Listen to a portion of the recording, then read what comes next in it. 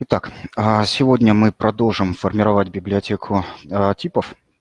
Сегодня мы будем рисовать графические объекты, мнемознаки. Но прежде давайте вспомним, что же происходило на предыдущем вебинаре. Итак, Юрий Серебренников на предыдущем вебинаре начал формирование библиотеки технологических типов. Он описал типы для таких объектов, как задвижка с расширенным набором параметров, а также насос, составной тип, в котором размещена задвижка. Описал он эти объекты с трех точек зрения. С точки зрения ввода-вывода он описал набор параметров, присущих для каждого технологического объекта. В нашем случае это параметр статус, а также параметры для подачи команд open и close. С точки зрения серверов ASUTP, с уровня серверов ASUTP, Юрий описал процесс передачи данных на уровне типа. Он описал то, что статус задвижки нужно получать с уровня ввода-вывода, а наоборот, команды на открытие и закрытие нужно передавать в уровень ввода-вывода. Также он описал логическую обработку состояния. Это, например, вывод параметра failure, расчетного параметра на основе статуса. Ну и также он описал эти объекты технологические с точки зрения вышестоящих уровней, а именно описал получение параметров статус и failure на вышестоящий уровень с ограничением на подачу команд управления. Сегодня мы продолжим формировать эту библиотеку типов на основе ранее созданных типов технологических объектов. Нарисуем мнемознак, создадим еще одно представление типа, теперь уже с точки зрения графики, с точки зрения проекта визуализации. Итак, передо мной открыт инструмент Alpha Dev Studio, в котором Юрий разрабатывал библиотеку технологических объектов, технологических типов. Здесь в каждом из пространств имен IO, ASUTP и UpLevel созданы представления типов технологических объектов. Сейчас мы создадим еще одно пространство имен и назовем его HMI, и в нем будут размещены типы графических объектов. Ну что ж, сохраняем проект, и на данном этапе студия нам пока больше не понадобится. Закрываем проект и запускаем инструмент для разработки визуальной части проектов. Это дизайнер Alpha HMI. Итак, откроем проект библиотеки типов, проект студии, который ранее разрабатывался, но теперь уже в дизайнере HMI. Так как у нас проекта визуализации еще не создано, мы можем создать новый проект визуализации, в котором будет доступна ранее созданная библиотека технологических типов, которую мы будем сейчас в том числе модифицировать, а также проект визуализации называется Integration, в котором будут созданы типы графических объектов и экранные формы.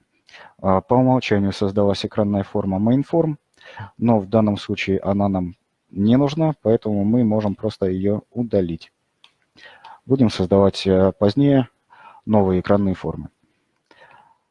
Итак, мнемознаки, типы графических объектов мы будем рисовать на основе уровня ASUTP,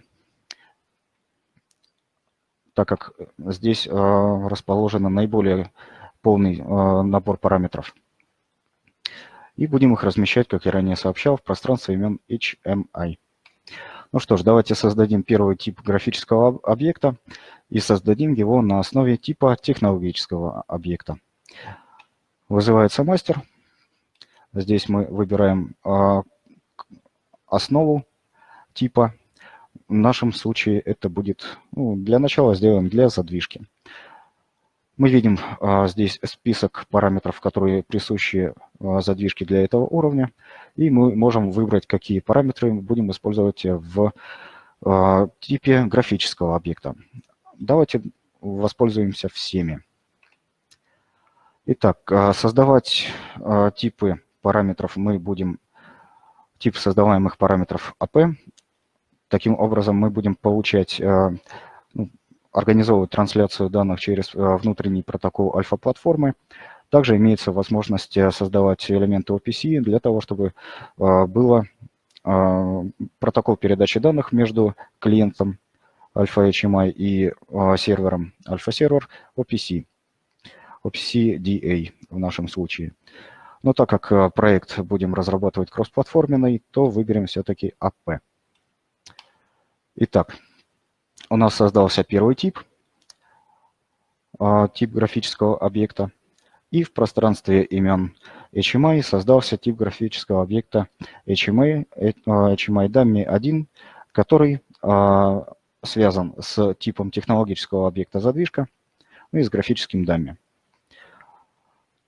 Давайте назовем тип графического объекта XV, это будет задвижка, чтобы нам не путаться. И здесь откроем его на редактирование.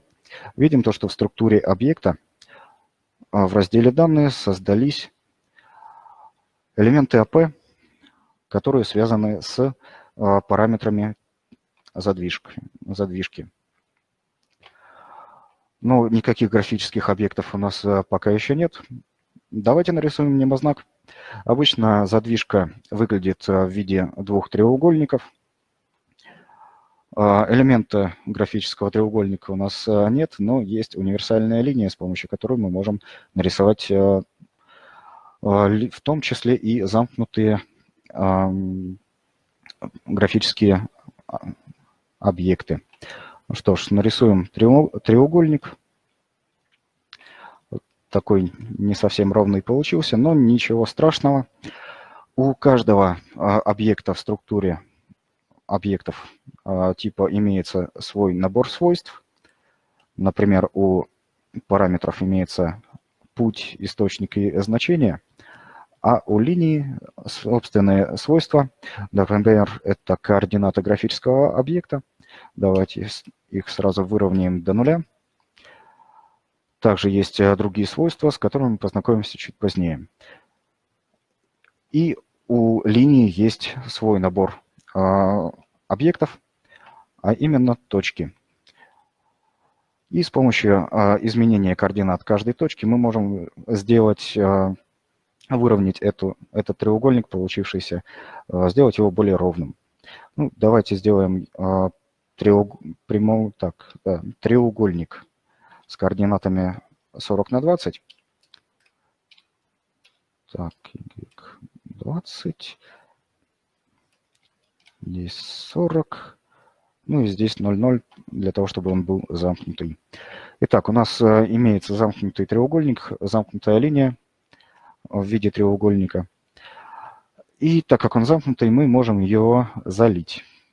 С помощью свойства цвет заливки выберем стиль заливки, сделаем ее сплошной. И с помощью свойства цвет заливки выберем цвет. Пускай она в режиме дизайна будет серый. Вот такой треугольник получился.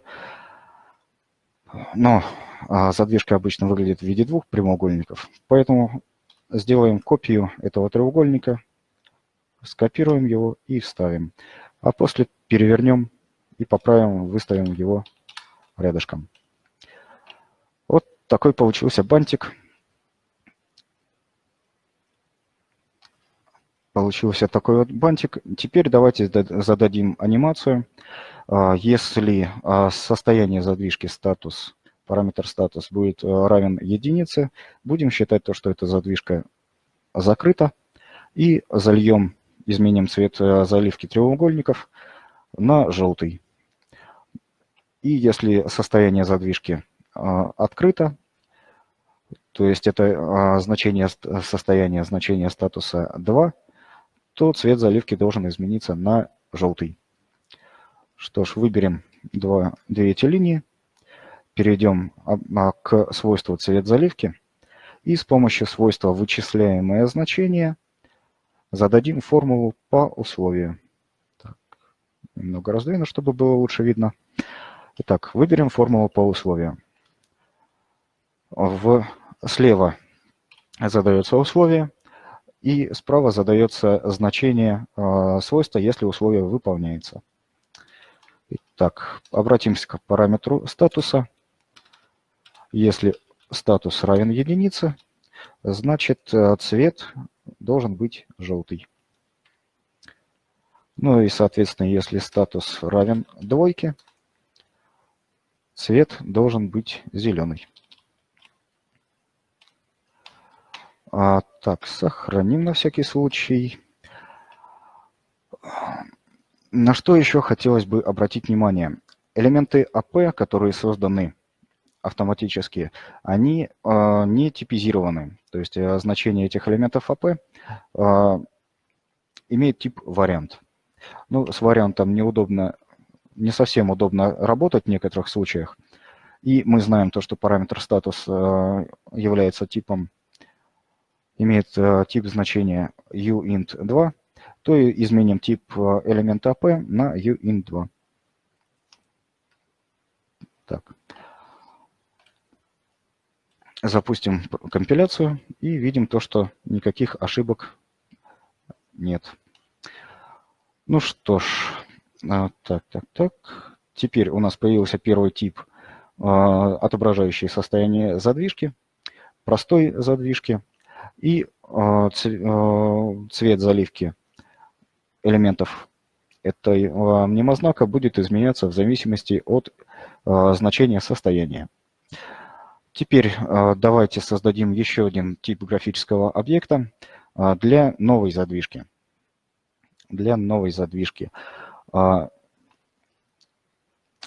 Задвижка новая является наследником обычной задвижки. У нее просто расширенный набор параметров. И воспользуемся также принципом наследования. Сделаем графический тип на основе уже нарисованного. Итак, создать тип графического объекта на основе уже созданного типа XV. Переименуем его, назовем его XVNew. Откроем на редактирование и видим то, что здесь бантик уже нарисован, но при этом в структуре объекта никаких дополнительных данных еще нет. Ну что ж, давайте добавим параметры новой задвижки и создадим представление графического типа в пространстве имен HMI. Для этого в пространстве имен HMI создадим графический тип на основе. И с помощью мастера выберем только что созданный тип XVNew. Далее укажем, какой тип технологического объекта будет представлять этот графический тип. В нашем случае это задвижка новая. И выберем также все параметры, которые присущи для этого типа технологического объекта. Итак, у нас появились параметры новой задвижки, а именно команда на установку положения, отображение, параметр, который отображает положение задвижки, ну и параметр Power, сигнализирующий о наличии питания. Итак, у нас теперь появилось два типа графических объекта. Давайте выведем состояние, выведем значение положения задвижки в виде индикатора гистограммы. Для этого в библиотеке компонентов возьмем индикатор гистограммы, разместим его здесь. Так, немного поправлю. и свяжем его с параметром position. Но для начала необходимо задать диапазон значений, в которых будет отображено положение задвижки. Итак, минимальное значение будет 0, максимальное значение, так как position отображается в процентах, то и сделаем диапазон возможных значений от 0 до 100. Также зададим нижние и верхние пороговые значения, при которых происходит смена окраски индикатора гистограммы. Сделаем их, если значение превысило 75%, то будет изменяться цвет, а также при уменьшении положения задвижки меньше, чем на 25%, то также будет изменяться цвет этого индикатора гистограммы. Ну и, наконец, свойство значения свяжем с параметром position. Для этого в вычисляемом значении укажем формулу, а именно параметр position. Так. Ну что ж, теперь у нас появилось два типа графических объектов. Но когда мы будем размещать экземпляры этих графических объектов, мы на текущем этапе не сможем определить, какой экземпляр связан с каким-то технологическим объектом. Для того, чтобы идентифицировать каждый из технологических объектов на мнемосхеме, давайте разместим имя задвижки над мнемознаком. Для этого вернемся в тип XY и разместим текстовое поле над мнемознаком. Так, сделаем его чуть побольше. Выровняем текст по центру. И будем с помощью свойства текст отображать значение параметра object_name. Object_name. Теперь, когда у нас появятся экземпляры графических типов на мнемосхеме и будет установлена связь с источником данных, на мнемосхеме будет отображено в этом текстовом поле будет отображено имя задвижки, имя технологического объекта, значение состояния которого будет отображать конкретный этот мнемознак. И так как мы добавили это текстовое поле у родительского типа, то если перейдем в тип наследник, мы также здесь увидим это текстовое поле. Ну что ж, у нас теперь есть два типа графических объекта, у которого есть заданы анимации, но при этом один остался нюанс. Мы пока не можем связать конкретный экземпляр графического типа с технологическим объектом. Этих связей у нас пока еще нет. Но прежде чем создавать связи, давайте немного поговорим о том, как формируется путь до конкретного технологического объекта в дереве объектов. Итак, вернемся к мнемосхеме. Вот перед вами представлено типичное дерево технологических объектов. Имеется корневой объект, который обычно совпадает с предприятием, названием предприятия. Далее на втором уровне обычно описывается, что это за производство. Это может быть какой-то цех, это либо какой-нибудь участок трубы, название конкретного узла производства. Далее, на третьем уровне может располагаться список технологических объектов, которые выполняют какие-то технологические действия, например, насосы, задвижки и так далее. И, наконец, у каждого из этих объектов может быть свой набор параметров, с помощью которых и производится управление либо отображение состояния технологического процесса. В дизайнере HMI используется подобная структура. Итак, на уровне типа определяется список параметров, присущие для технологического объекта, то, что мы как раз сделали в автоматическом режиме. Мы связали список параметров, взяли список параметров из типа технологического объекта и разместили их в типе графического объекта.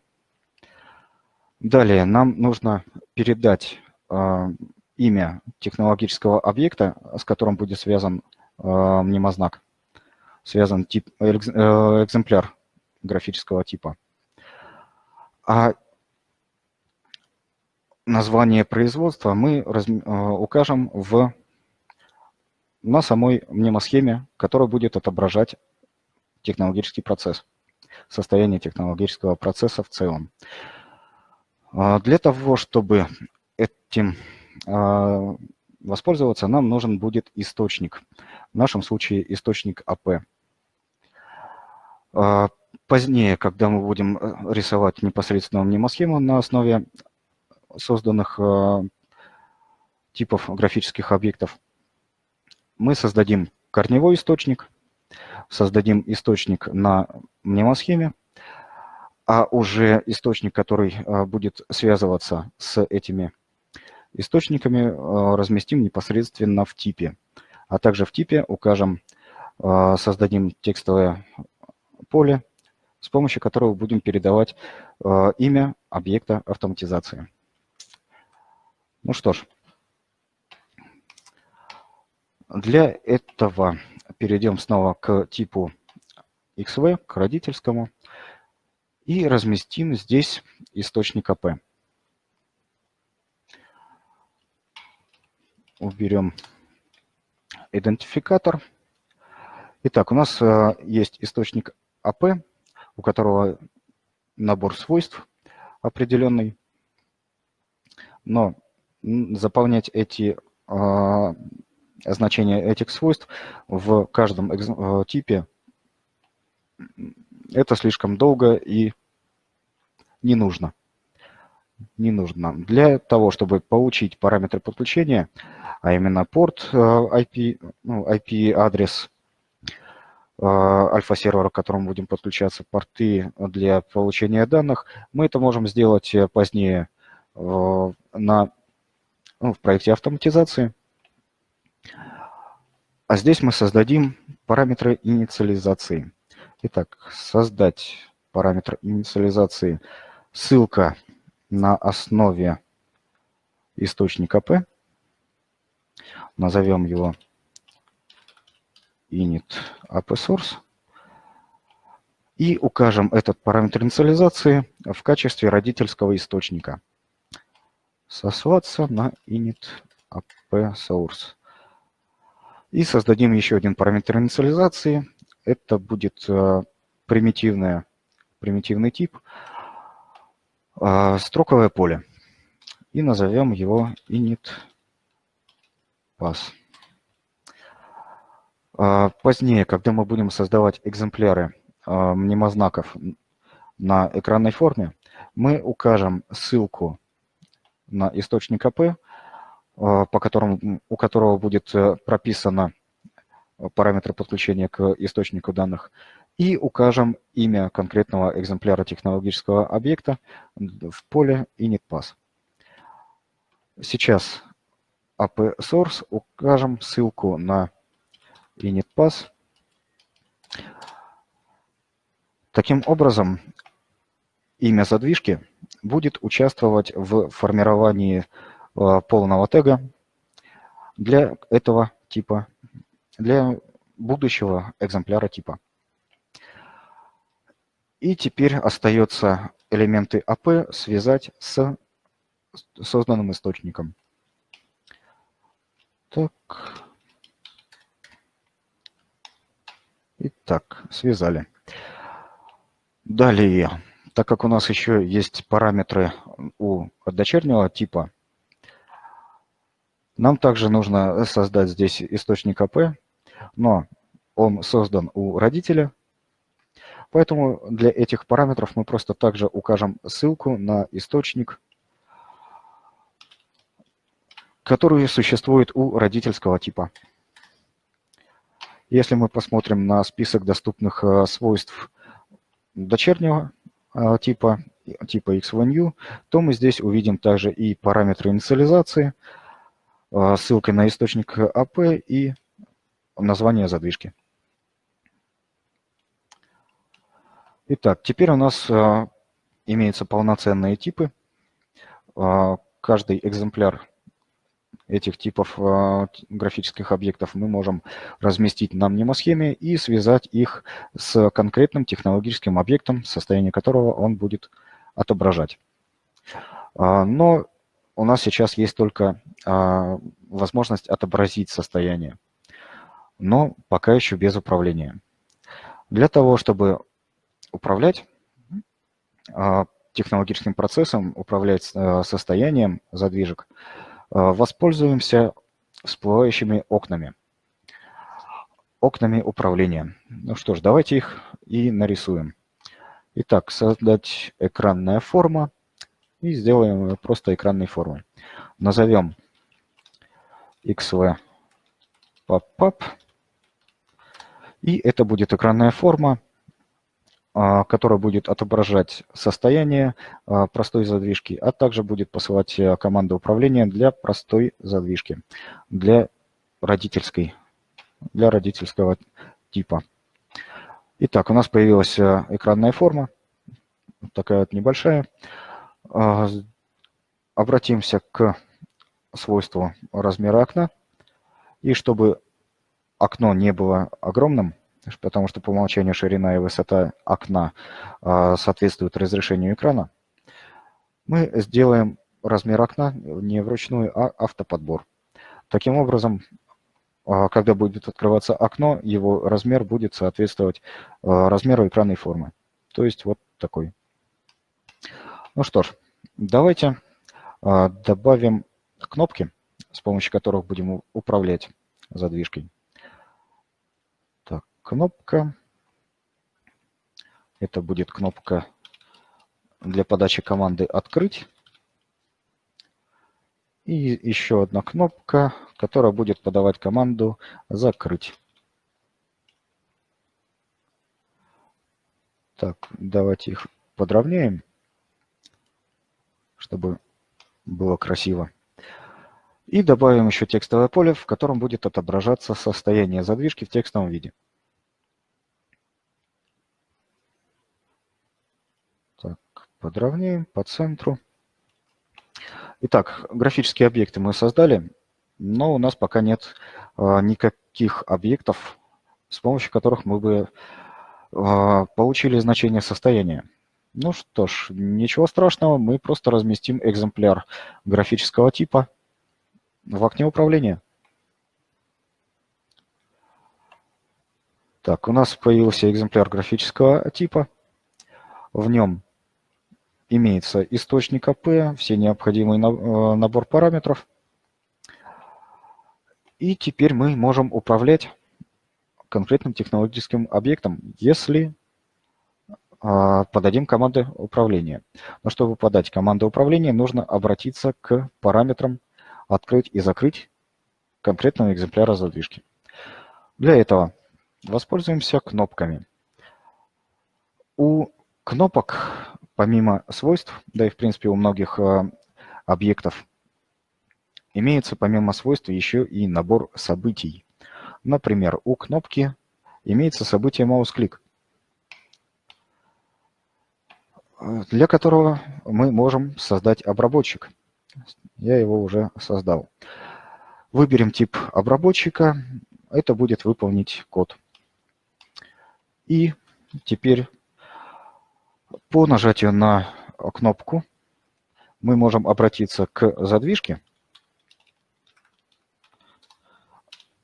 а точнее к его параметру Open и подать команду на открытие, то есть изменить значение параметра Open на значение True. Для того, чтобы изменить значение параметра, можем воспользоваться функцией trySetValue, в которой передадим новое значение параметра. В нашем случае это True.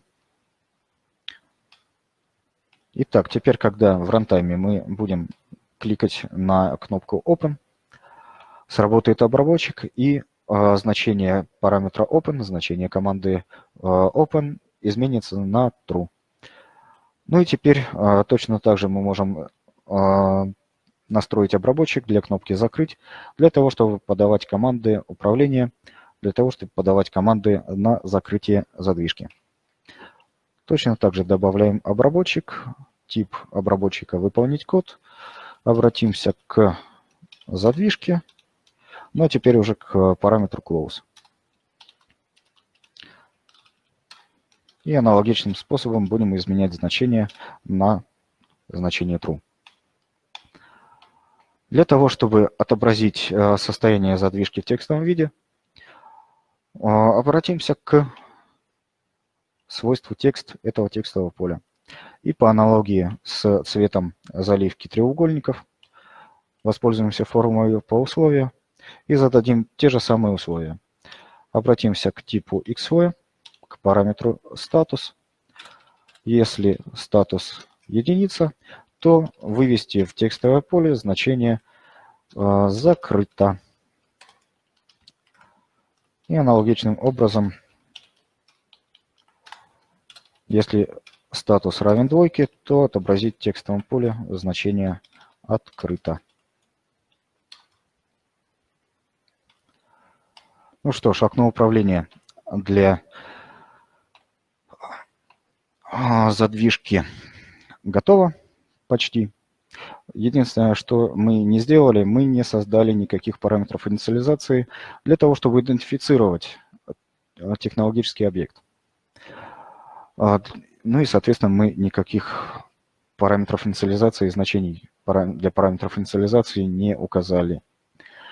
Ну что ж, добавим в этом окне управления также параметр инициализации.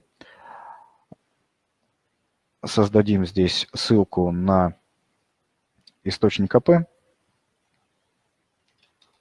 Назовем его также init AppSource.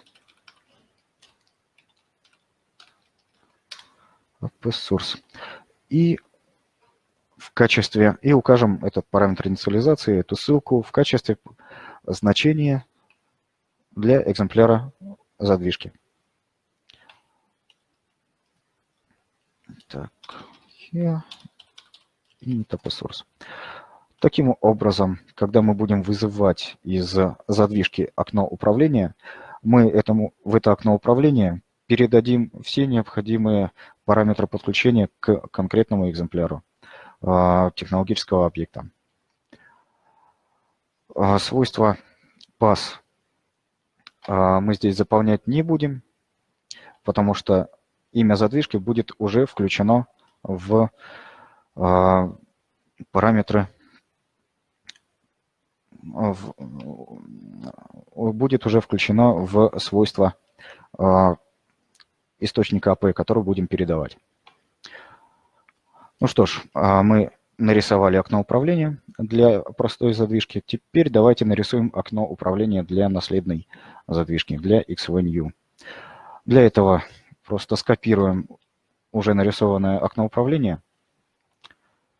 Оно точно такое же, но для идентификации изменим ее название, назовем XVNU Pop-up. И так как у нас здесь размещен экземпляр простой задвижки, мы можем просто заменить тип этого объекта на необходимый тип задвижки. Просто изменим тип графического объекта на XVNew. И мы видим то, что появился еще индикатор гистограммы, что соответствует о смене типа графического объекта. Так как параметры open, close, status, они присущи и для наследной задвижки, то команда управления, а также отображение состояния в текстовом виде будет также работать и в этом окне управления для наследной задвижки. Итак, у нас есть два типа графических объекта. Имеется два окна управления для управления технологическими типами, технологическими объектами.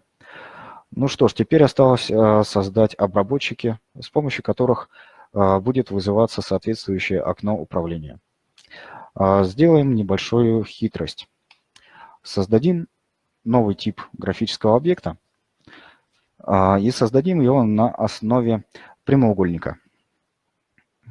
Так, тип графического объекта на основе визуального объекта прямоугольник. Вот такой прямоугольник у нас будет. Переименуем его в тип, переименуем его в клик.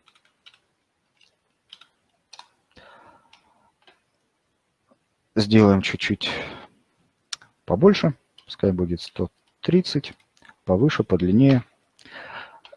И подача команд управления будет использовать именно этот тип графического объекта. Для этого разместим экземпляр графического объекта клик внутри типа XV и разместим экземпляр типа клик также и в типе XVNew. И составим их таким образом, чтобы экземпляры этого типа друг друга перекрывали. Для того, чтобы понимать то, что по объекту можно кликнуть, мы сделаем следующую вещь. Если курсор находится над экземпляром мнемознака, то рамка этого, вот эта получившаяся рамка будет видна. Если нет, если курсор находится вне пределах мнемознака, то и рамка отображаться не будет. Для этого воспользуемся свойством стиль пера и укажем начальное значение нет пера. Таким образом, когда мнемосхема будет в рантайм переходить, эта рамка будет не видна. А для того, чтобы обработать наведение курсора мыши на конкретный экземпляр, воспользуемся событиями mouse press и mouse enter и mouse leave и сделаем код обработки. Итак, для mouse enter добавим обработчик типа выполнить код и будем менять стиль заливки pen style. Если курсор зашел на мнемознак, то pen style стиль заливки первый, сплошная линия. Если курсор покинул область мнемознака, то меняем стиль заливки pen style на 0, нет заливки. Да, опечатка получилась, один знак равно. Итак, мы разместили зону, по которой будет происходить, из которой будет происходить вызов окна управления. Ну что ж, давайте создадим теперь обработчик, который будет вызывать окно управления. Для этого создадим команду. Создадим две команды для каждого из типов. Итак, в типе XV будет команда называться action open pop-up.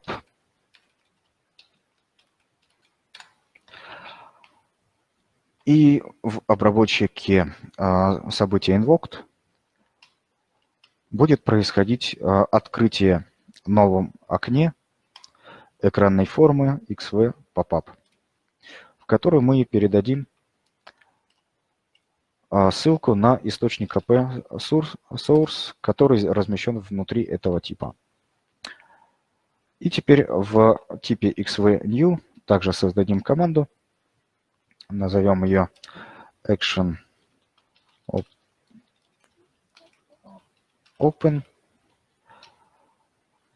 pop-up new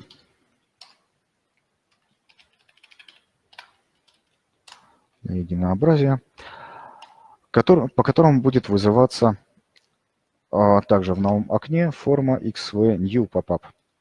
И ей мы также передадим ссылку на источник API, который размещен внутри родительского типа, но он будет отображать, он будет связан с типом технологического объекта конкретного данного объекта. А теперь в типе click мы создадим ссылку на команду, которая будет вызываться по клику на эту рамку. Так, создадим ссылку на основе общих элементов команда. Назовем ее ref action. Теперь в каждом экземпляре графического объекта клик мы можем указать, проинициализировать эту ссылку, указать ссылку на action, на команду. Так.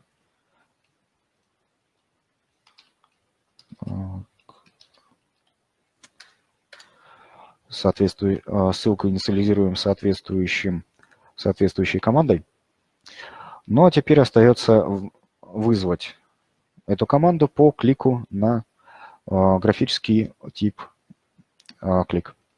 Для этого в обработчике mouse-клик типа выполнить код вызовем функцию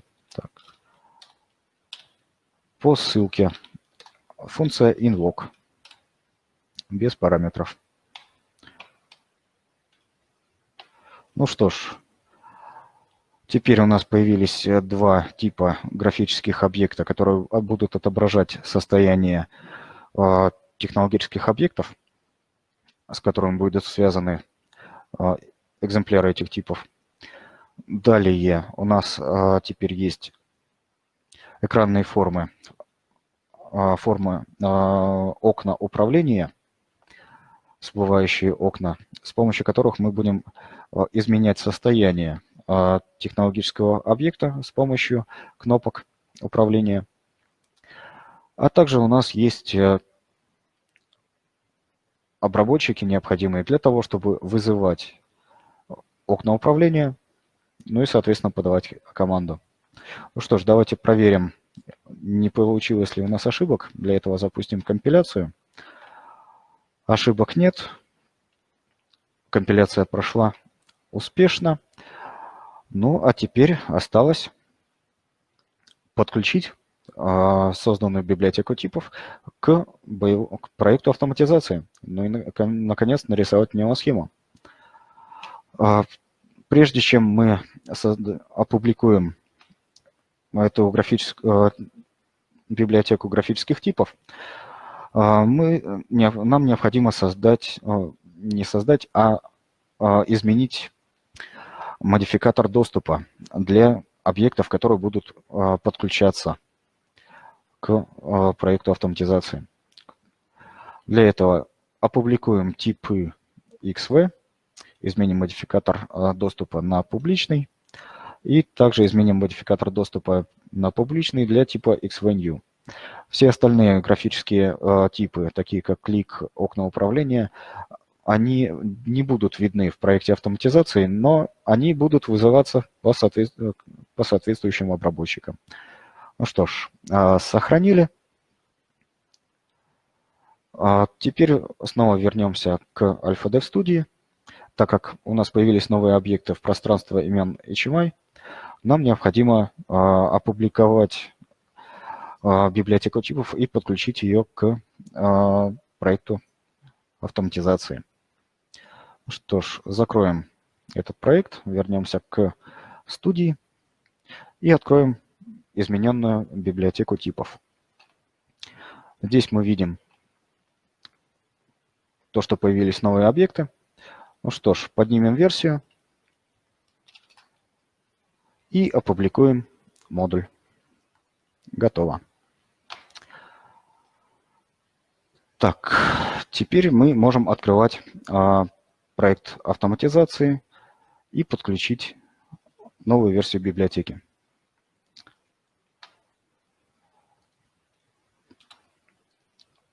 Импортируем модуль, выбираем новую версию модуля. Это у нас 21 получилось. Готово. Здесь мы видим новые графические объекты, которые будем размещать в экземпляре сервера ASUTP. Ну что ж, сохраняем, закроем этот проект и откроем его снова в дизайнере HMI. Так, перейдем к этому проекту. Снова у нас возникает вопрос, создавать новый проект визуализации или открывать существующий.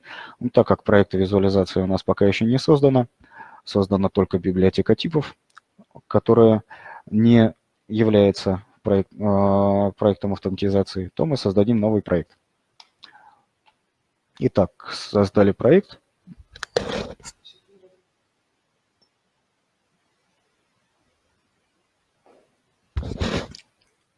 Так, здесь в дизайнере HMI мы видим два модуля, которые, один из них, который создавался ранее Юрием, это модуль, в котором как раз и размещены экземпляры технологических типов.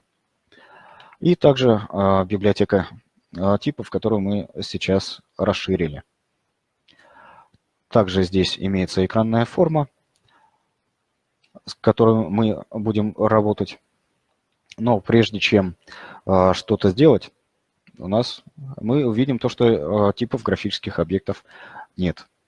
Давайте подключим к этому проекту проект библиотеки типов. Что ж, сохраним этот проект, закроем и вернемся уже к папочкам. Итак, здесь перед вами папка, в котором размещены файлы проекта библиотеки типов. И здесь есть папка HMI.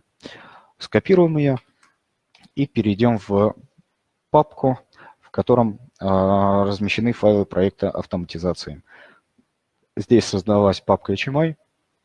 Вот он, проект Integration, который пока еще пуст. Здесь всего только один объект mainform.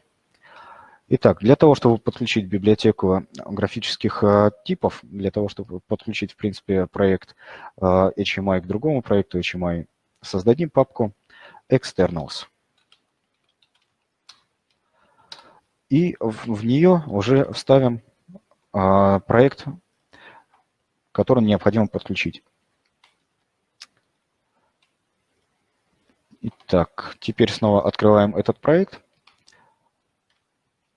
И теперь мы видим то, что помимо модулей решения DevStudio, помимо экранной формы mainform, также еще подключился внешний модуль Integration, в котором видим ранее созданные типы библиотеки типов. Это графический тип XV и XV-New. Здесь они недоступны для редактирования, но можем разместить их экземпляры. Ну что ж, этот проект визуализации у нас будет подключаться к конкретному альфа-серверу для того, чтобы получить данные. Сразу могу обговорить то, что запущена имитационная модель и конфигурация альфа-сервера, аналогичная той, которую мы сейчас создадим, уже загружены. Поэтому не будем в дальнейшем тратить на это время. А сейчас просто создадим источник AP, который и будет подключаться к конкретному экземпляру альфа-сервера. Для этого добавим глобальный объект. И в этом глобальном объекте создадим источник AP. Ну и ему уже укажем все необходимые параметры для подключения к серверу. Итак, хост у нас локальный. Укажем IP-адрес 127.0.0.1. Порт по умолчанию 43.88 и порт для получения истории 49.50. Путь мы здесь указывать не будем, для того, чтобы этот источник АП мог подписываться, мог транслировать данные со всего дерева объектов. Родительский источник ему также не нужен, но ему укажем тайминги для работы. Так. И максимальный пул буферов. Ну и, наконец, изменим параметр активность на true, для того, чтобы он мог подключиться. Итак, у нас корневой источник АП создан. Теперь можем создать источник АП на главной форме, в котором и укажем часть тега, который будет отображать, в котором будут размещены объекты на этой форме связаны. Итак, у нас есть общий глобальный источник АП, и его укажем в качестве родительского источника для АП-сорса, размещенного на форме. Так, сошлемся, укажем глобальный объект AP-source. Путь. Здесь мы как раз укажем то, что будет создано, то, что будет отображаться на этой форме. Поэтому прямо укажем main-form. А для того, чтобы объект main-form, то есть экранная форма, появилась в дереве сигналов, в дереве объектов альфа-сервера, нам необходимо создать визуальный блок. Для этого перейдем в конфигурацию альфа-сервера, уровня ASUTP, в приложении Application добавим визуальный блок на основе экранной формы main-form. Таким образом, в дереве объектов альфа-сервера у нас появилось две ветки. Первая ветка – это tag-object, в котором размещены экземпляры логических, технологических типов, которые создавал ранее Юрий. А также появилась еще одна ветка main-form, в которой будут размещены экземпляры графических типов. Но об этом мы поговорим чуть позднее. Итак, у нас появился визуальный блок main-form в дереве объектов альфа-сервера. И теперь мы можем с помощью мастера создать графические экземпляры графических типов, мнемознаки на этой экранной форме и связать их с конкретными технологическими объектами. Ну что ж, для первой задвижки мы просто перетащим ее на экранную форму и выберем графический тип, который будет отображать состояние этой задвижки. С типом технологического объекта задвижка у нас связан только один графический тип HMI dummy. Выберем его. И здесь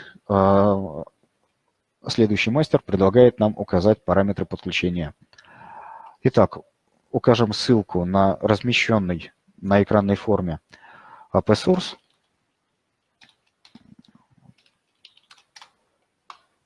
И укажем имя этого технологического объекта. Это в нашем случае это задвижка 1. Установить имя объекта, и мы видим то, что установилось имя задвижка 1. И вот появился такой мнемознак.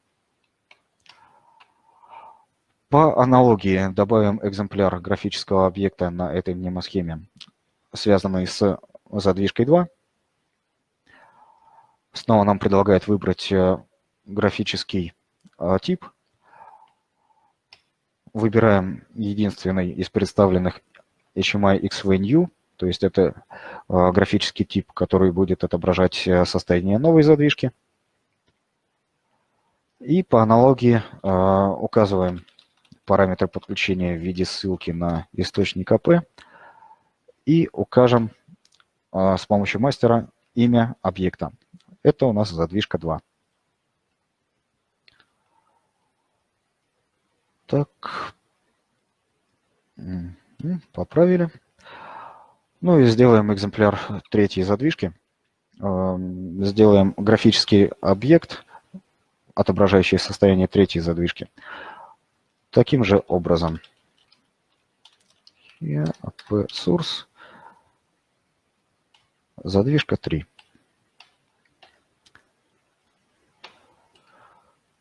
Итак, теперь мы в хорошем случае, когда мы создаем это дело с нуля, мы должны скомпилировать решение, снова открыть DevStudio и развернуть новую конфигурацию альфа-сервера. Но, как я сказал ранее, уже аналогичная конфигурация загружена, поэтому мы не будем тратить на это время. Поэтому запустим компиляцию для проверки. Видим то, что ошибок никаких нет. Ну что ж, давайте попробуем запустить этот проект в runtime и проверить. Так, задвижка 1 подписалась, задвижка 2 подписалась, задвижка 3 подписалась.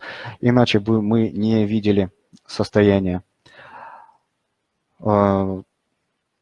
Так, попробуем открыть. Да, видим то, что из команды управления для первой задвижки уходят, и состояние задвижки меняется. Итак, мы видим то, что цвет мнемознака для отображающего состояния первой задвижки зеленый, то есть задвижка открыта. Также это дублируется в окне управления. Посылаем команду «Закрыть». Цвет меняется на желтый, состояние также меняется на закрыто. И теперь видим то, что задвижка 2 также открыта, задвижка 3 открыта, и они открыты наполовину. 50% заполнения индикатора гистограммы. Ну что ж, откроем окно управления для второй задвижки. Здесь мы видим то, что здесь также имеется индикатор гистограммы, отображающий открытие задвижки наполовину. Подадим команду управления «Закрыть». Видим, состояние задвижки закрыто, и индикатор гистограммы также обнулился. То есть задвижка закрыта полностью. Подадим команду «Открытие». Индикатор гистограммы изменился, теперь он отображает 50%, и состояние задвижки также дублируется «Открыть». Итак, у нас по итогу той работы, которую мы сделали за 2 вебинара, у нас получилась библиотека типов, состоящая из типов технологических объектов задвижка, задвижка новая и насос, представленных с 3 точек зрения. Это точка зрения ввод-вывод, с точки зрения СУТП и с точки зрения верхнего уровня, вышестоящего уровня. А также сегодня мы добавили представление этих типов задвижка и задвижка новая с точки зрения графического представления, с точки зрения графических объектов. Далее, на прошлом вебинаре Юрий создал дерево технологических объектов TechObject, в котором разместил экземпляры типов задвижка 1, представляющая задвижка 1, которая имеет тип задвижка. 2 задвижки, это задвижка 2 и 3, которые являются экземплярами типа задвижка новая. И также тип насос, экземпляр технологического объекта насос, который является представлением типа насос.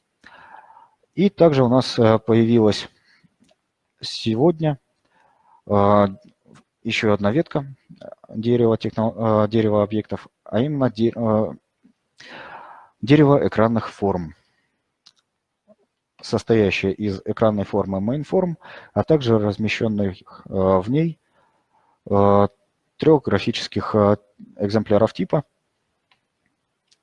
3 экземпляров графических типов, а именно задвижка 1, задвижка 2 и 3, которые являются представлениями графических типов XV1, XVNU, ну, XV и XVNU.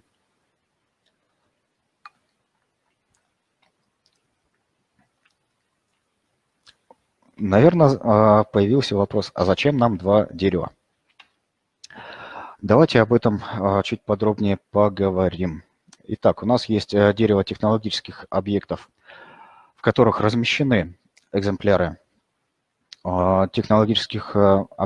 экземпляры типов технологических объектов, в которых и получается значение, через них передаются команды, и в них живут значения состояний.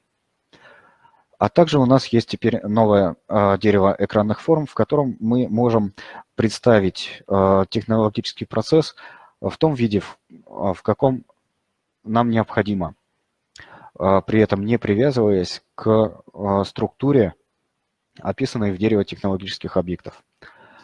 Также с помощью отдельного дерева экранных форм мы можем организовать браузинг, поиск объектов на мнемосхеме, создать несколько таких деревьев экранных форм для того, чтобы у каждой роли пользователя был свой набор мнемосхем и многое-многое другое. Но с этим мы познакомимся на следующих вебинарах. Ну а на сегодня у меня все.